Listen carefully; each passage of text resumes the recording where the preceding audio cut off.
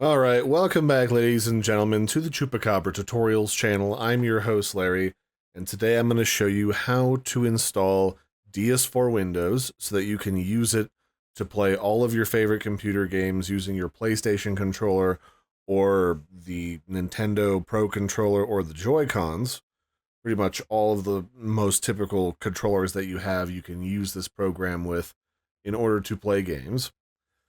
And I'll also show you, in the event that you have an issue with double inputs, I'll also show you how to get rid of that today as well. So when you want to install DS4 Windows, and you Google it, if you just Google DS4 Windows, you want the releases RioChan link here on GitHub. I don't know who runs this other website, but they're not actually affiliated with the developer, as far as I can tell. So this is the website of the current developer of DS4 Windows, and this was the last big update a year ago. And what you want to do is you want to download the installer for DS4 Windows down here. Well, it's not really an installer, it's just a folder that has the software in it.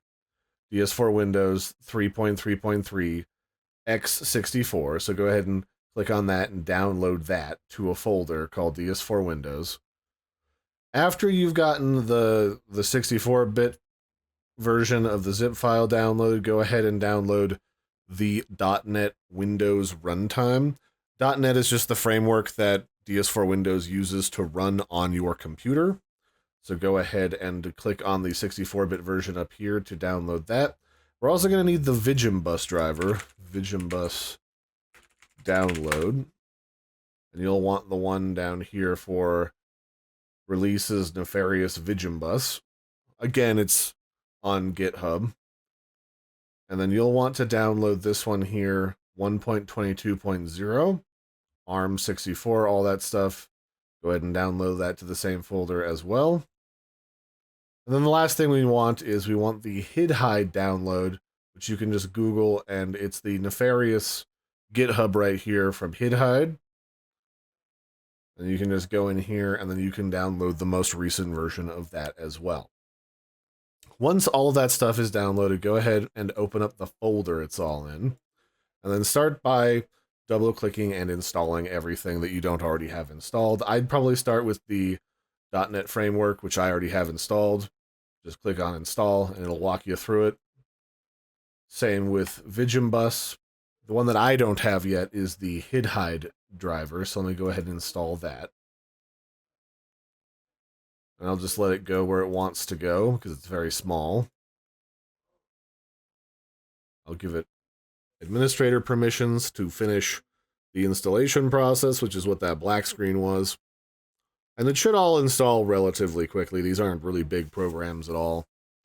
And then the last thing I want to do, I don't want to restart my computer just yet. The last thing I want to do is I want to extract the DS4 Windows folder to a folder of the same name.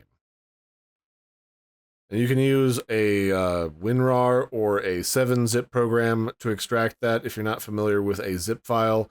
It's just a compressed file, like stuffing everything into a suitcase and stomping it down before you go on a vacation.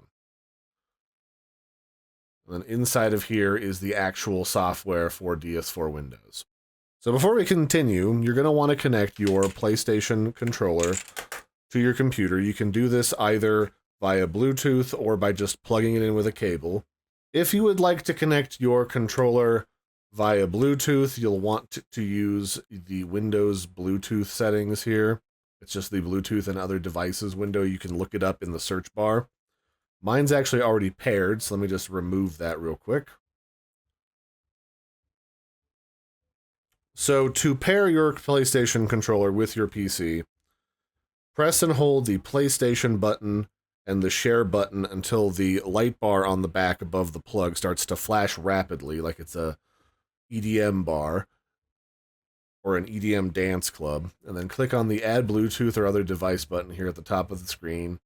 Add Bluetooth, and then it should show up in this list of pairable devices right here. I'll just click it, and then boom, my PS4 controller is ready to go and mess around with. After that, we want to run DS4 Windows for the first time. Make sure, again, that all of the other supporting software is installed before you go to this step, otherwise it just won't run properly. So we're going to double click to run this one. We want the one that's got like a rainbow logo. It's DS4 Windows and it's listed as an application. We'll just double click on that.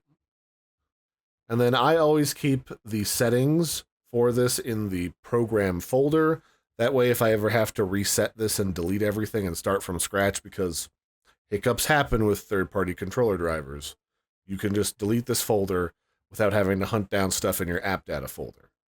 So I'm going to go with the program folder.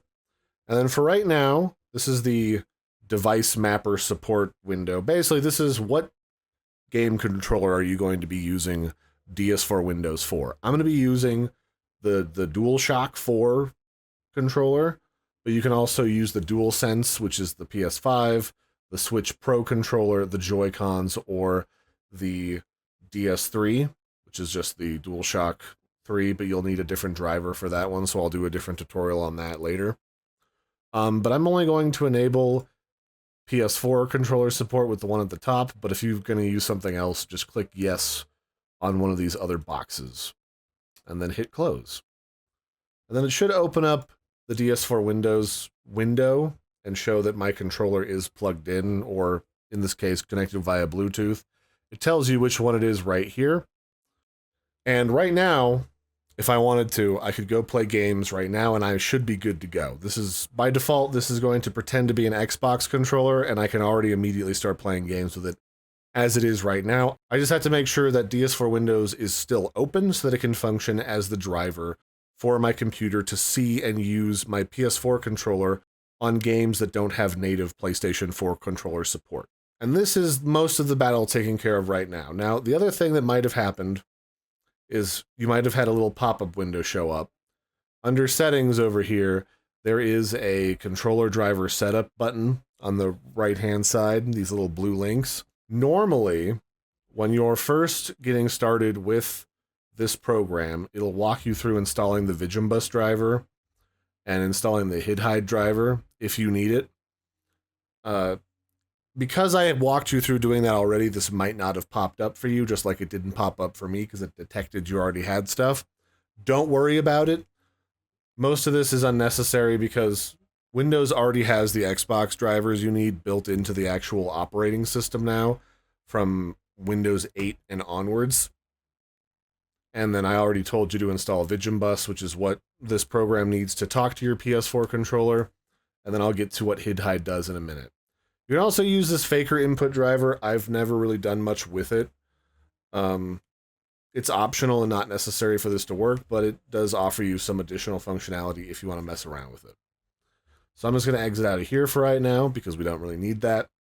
But as long as you press start, because when I opened up that other window, it stopped the program.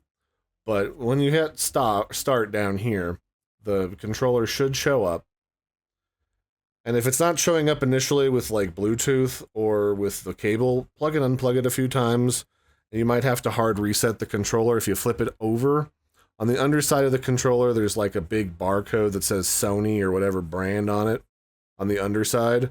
On the right-hand side is a hole next to a screw. Press and hold a paper clip or something in there for a count of like 12 to factory reset your controller and then try this process again. The other thing that we want to do is that HidHide extension, because sometimes when you're messing around with this controller, some games register more than one controller. If I hit Control R or Windows R, I can launch a program called joy.cpl, which shows a list of all of the controllers currently plugged in to my computer. So when I stop DS4 Windows, this now shows only one wireless controller, which is my PS4 controller.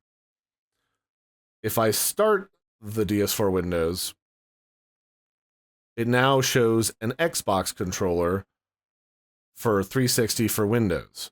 Sometimes games get confused and think that these are two separate controllers, not just looking for the single one right here. If that happens, that's when you want the HidHide driver. So if I look up, now that HidHide is installed, I can go to Windows Search and type in HidHide configuration client. It should just, when you type in HidHide, it should just show up here at the top. And this is what's going to hide whatever we add to it in order to prevent the system from registering that it's there. So right now it shows 2 controllers.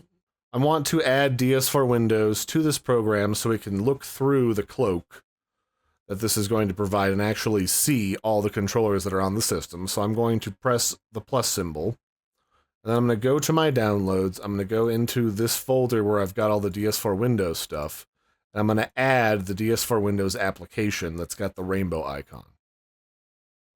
From there, I'm going to go over to devices, and I'm going to say, I want you to hide the Sony Entertainment Controller, and I'm going to enable device hiding down here at the bottom. You'll notice when I clicked on that, over here in the sidebar, or not the sidebar, in the joy.cpl window, now only the Xbox controller is showing up, but the Sony controller is still showing up inside of DS4 Windows. So I can now exit out of this, and I can stop DS4 Windows and start it again. And now you'll notice that there is this key here inside of the EX row or column on these infos at the top. This basically just means it's in exclusive mode where only DS4 Windows is really doing anything with that, and the device isn't being seen anywhere else on your computer except by DS4 Windows. Now, if you're going to use that controller with any other program, you're going to have to open back up the HidHide client again, go over to devices and disable device hiding. And you can even unclick this if you want. And then your controller will show back up over here. But if you have the double input again, go over here, click plus, add DS4 Windows, go to devices, hide the Sony controller, and enable device hiding and close this program. And then you're ready to go. And that's pretty much it for DS4 Windows. This is how you use DS4 Windows and HidHide to stop double inputs. I hope you found this helpful. I've been your host, Larry. Don't forget to like and subscribe, and I will catch you next time. Bye, everybody, and have a good one.